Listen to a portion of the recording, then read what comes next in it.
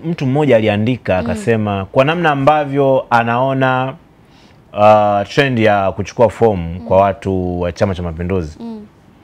Anadhani yeye binafsi yake. Anyway, ndakutajia huyo mtu au nisome alichoandika kabisa. Kisome. Haya sija kaonekana maoni yangu bure. Au kwa mnukuu. Ni mnukuu. Mnukuu. Nikimnukuu huyu ni God Bless Lema. Okay.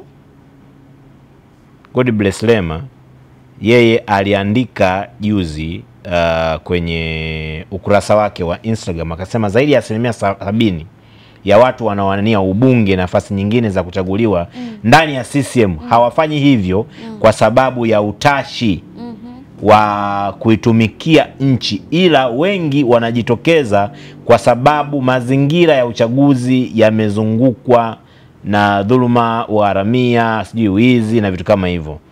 Sio umeelewa vizuri aliandika hivyo, lakini hoja yake ya msingi ambayo mimi naweza nikaitafsiri ni kwamba wengi wanaenda huko kwa sababu ya kipato. Umenielewa? Mtonyo. Kwamba kuna hela, kuna fedha na vitu vingine. Kuna uhakika. Kwa sababu ukiangalia, ngoja nikwambie kitu kimoja, ukiangalia mkuu wa mkoa anaendaje kama lengo lake ni kuwatumikia wananchi? Anaendaje kugombea ubunge mkuu wa mkoa? Kwani si kwenye mkoa tena, kwenye mkoa ndo anapata room kubwa ya kuwatumikia wananchi wa mkoa mzima kuliko kupata room ndogo ya kutumikia wananchi wa jimbo. Uhakika. Kwa hiyo tunabaki kwenye maslahi. Tunabaki kwenye maslahi. Kwamba asilimia kubwa hawa ndio maana nania Msukuma aliwashangaa wakuu wa mikoa ambao wanaenda kugombea ubunge. Aliwashangaa sana. Kama lengo lako wewe ni kuwatumikia wananchi, una room kubwa ya kutumikia wananchi kwenye mkoa, wao ukimbilia ubunge? Maslahi.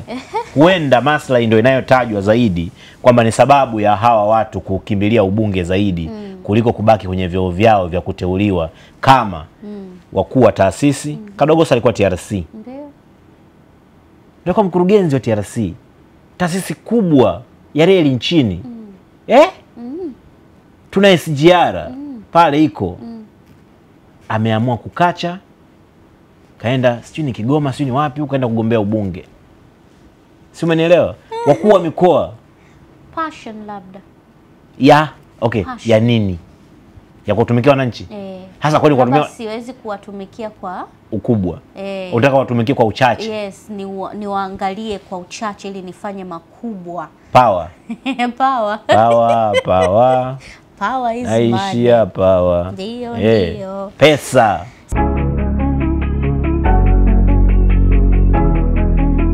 ST Bongo, nyumbani kwanza.